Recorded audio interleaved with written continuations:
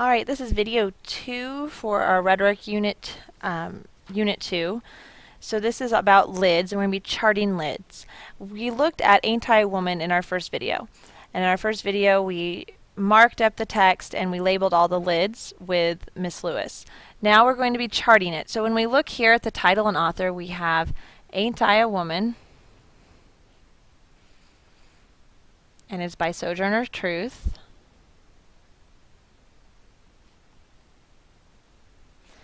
And then we have to write down the thesis or the claim of the article. So claim is another word that you can use here. And her overall thesis or claim is that all women should have a voice or should be heard. The assertion to support this would be in the 5th paragraph where she says, if the first woman God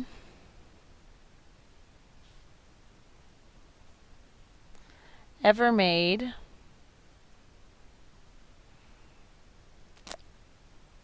was strong enough, ... And that's where I'm going to leave that off.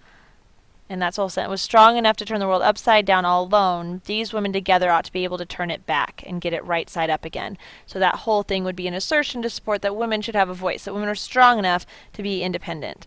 So then we move on to the subject, and the subject is women's rights.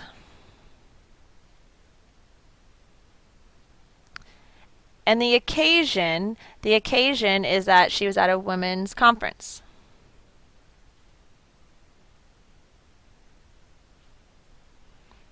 A women's convention.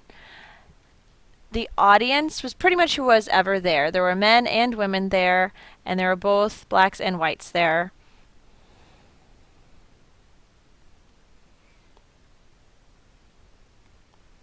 And is her purpose to entertain people? Is it to inform? Is it to persuade? She's trying to persuade them that women are strong enough to deal with it. She also is informing them. So how do you remember this on every single thing you do? Well, if you notice, our subject, our occasion, our audience, our purpose, it spells the word soap. So if I ask to soap something, it's the subject, occasion, audience, and the purpose.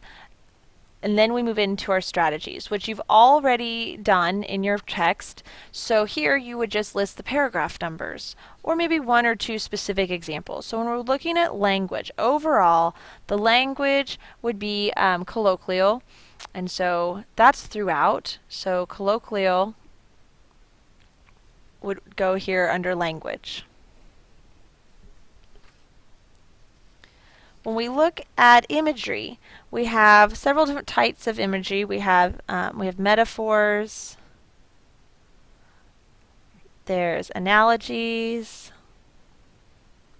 we've got some idioms, and the strongest part of imagery, when you look at your text, and so I'll pull the text back over, when you look at your text, the strongest part of imagery is going to be anything that's pink. So we've got the first woman God's strong enough to turn the world upside down, and up here, if a cup won't hold but a measure full. So paragraphs 3 and paragraphs 5 would both be listed under imagery. Paragraph 3 and paragraph 5. Diction, we have racket, and we have obliged. And the first, so this is paragraph 1, this is paragraph 6. Back in paragraph 1, children, referring to her audience, all is children, when obviously there's adults there as well. It's kind of motherly.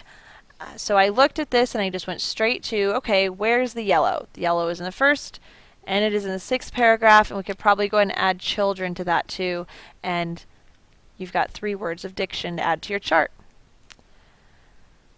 We've got details next, and details was in green, so it looks like we're looking at a lot of details in paragraph 2, and then paragraph 4 as well. So I'm going to write paragraph 2 and paragraph 4. Finally, we're going to look at syntax. Syntax was underlined in red. Syntax in 1, 2, 3, 4, all the way down. So we have the first 4 paragraphs. Paragraphs 1, 2, 3, and 4. Now this chart doesn't make a whole lot of sense unless you've already done the marking on the text. So marking goes along with the LIDDS chart. So looking at that, we move on. How does this tie in ethos, pathos, and logos? So I have 3 different colors I'm going to use. I'm going to use green for ethos, and that's the truth or the credibility of the source. How does Sojourner Truth build credibility with her audience, and does she do that through her text or through what we know of her? And I usually make like a little symbol. I make like the little scales from the justice system, and so that is trustworthy, credibility, ethics. Like how does she create an ethical argument? Pathos I do with a heart. That's emotion. How does she get to the heartstrings of her audience? How does she make them feel sympathetic? How does she tap into their emotions using children or animals or some type of pity that they can feel? So this is emotion. And finally, there's logos, and logos is the logic. It's the logic behind it. And I do like a little brain pointing at a person's head. Okay? So that's the brain. So let's look first at our ethos, our credibility. How does she build credibility? Well, we know she is a former slave from her, just background on her. She shares life experiences.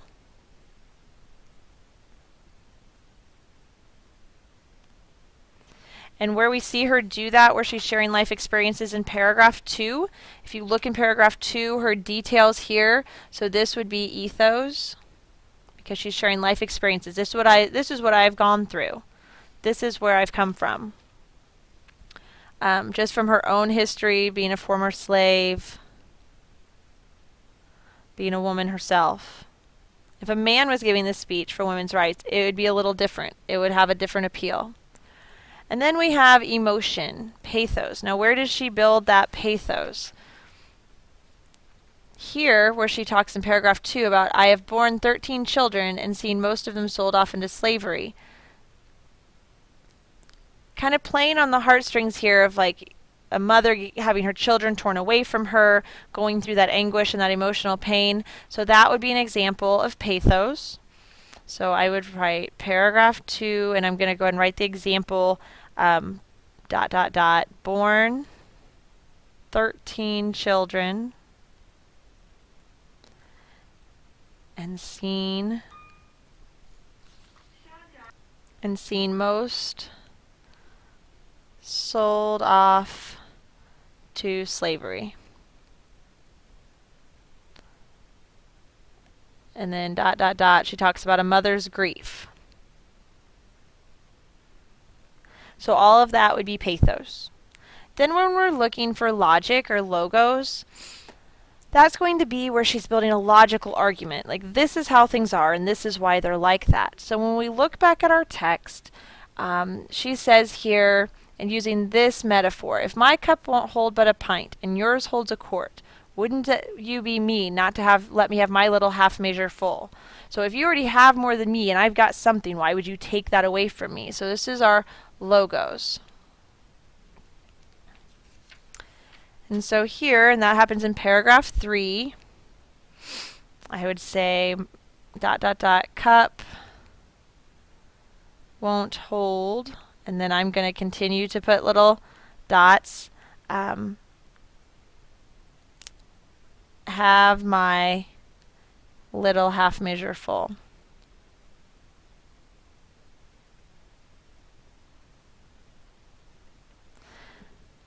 And so that's how we bring into logos. Now, when we're looking at things for ethos, when people use allusions, when people are giving their personal life examples to show why they are worthy, when people give their own credentials, that all builds confidence in the writer. Pathos, anything that has to do with emotion, usually imagery will have something to do with that.